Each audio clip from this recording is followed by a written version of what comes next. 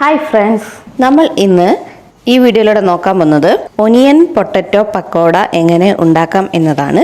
വളരെ പെട്ടെന്ന് തന്നെ നമുക്ക് തയ്യാറാക്കാൻ സാധിക്കുന്ന ഒരു ഡിഷാണിത്. ഇതിനായിട്ട് നീളത്തിലരിഞ്ഞ ഒരു സവാള, ഗ്രേറ്റ് ചെയ്ത ഉരുളൻകിഴങ്ങ് ഒരെണ്ണം,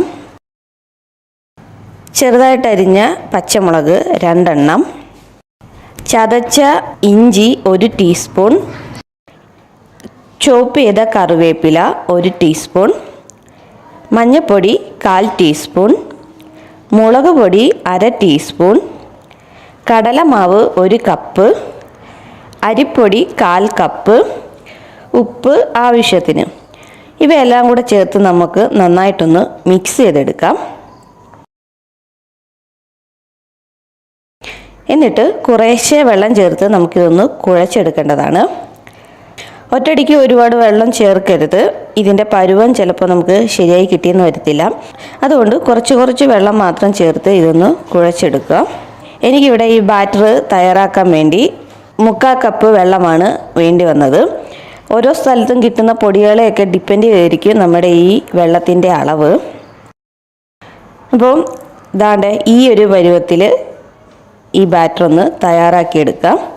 ഇനി നമുക്കിത് ഫ്രൈ ചെയ്തെടുക്കാം. നമ്മുടെ കയ്യിൽ കുറച്ച് മാവ് എടുക്കാം. എന്നിട്ട് ഇതുപോലെ ചെറുതായിട്ടൊരു ഷേപ്പ് നമുക്ക് വരുത്താം. അതിനുശേഷം ചൂടായ എണ്ണയിലേക്ക് നമുക്കിത് ഇട്ട് കൊടുക്കാം. ഇതുപോലെ കുറച്ച് ഇട്ട് കൊടുക്കാം. അതുപോലെ ഈ സമയത്തെല്ലാം തീ ലോ ആയിരിക്കണം. ഒരു സൈഡ് ഇതുപോലെ ഫ്രൈ ആയി വരുമ്പോൾ തിരിച്ചിട്ട് മറു സൈഡും കൂടെ നമുക്കൊന്ന് ഫ്രൈ ചെയ്തെടുക്കാം.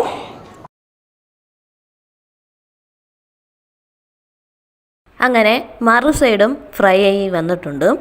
ഇനി ഇത് നമുക്ക് എണ്ണയിൽ നിന്ന് കോരിയെടുക്കാം.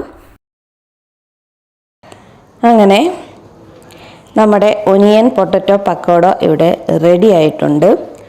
അപ്പം വളരെ വേഗം തയ്യാറാക്കാൻ പറ്റുന്ന ഒരു പക്കോടയാണിത്.